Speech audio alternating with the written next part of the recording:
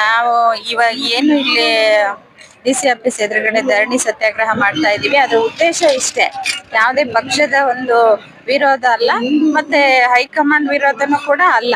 ನಮ್ಮ ಉದ್ದೇಶ ಒಂದೇ, ಆ ಪಕ್ಷದಲ್ಲಿ ಸನ್ಮಾನ್ಯ KN ರಾಜಣ್ಣ ಸಾಹೇಬರಿಗೆ ಒಂದು ಸಚಿವ ಸ್ಥಾನದಲ್ಲಿ ತಪ್ಪು ಅರ್ಥ ಗ್ರಹಿಕೆಯಿಂದ ಆ ಸ್ಥಾನದಿಂದ ವಜಾ ಮಾಡಿದ್ದಾರೆ.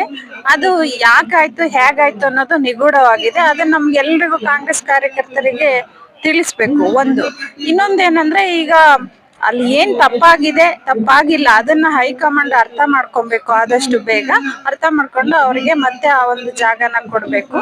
ಒಂದ್ ವೇಳೆ ಇದು ನನ್ನ ವೈಯಕ್ತಿಕ ಅಭಿಪ್ರಾಯನೂ ಹೌದು, ಜನತೆ ಅಭಿಪ್ರಾಯನೂ ಹೌದು ಅಂತ ಹೇಳ್ಬೋದು. ಒಂದ್ ವೇಳೆ ಈ ಸಚಿವ ಸ್ಥಾನ ಬೇಡ ಅಂದ್ರೆ ನಮ್ಗೆ KPCC ಪಕ್ಷದ ಅಧ್ಯಕ್ಷ ಸ್ಥಾನನ KNR ಸಾಹೇಬ್ರಿಗೆ ಕೊಡ್ಬೇಕು ಅನ್ನೋದು ಒಂದು ನಮ್ಮ ಒಂದು ಮನವಿ.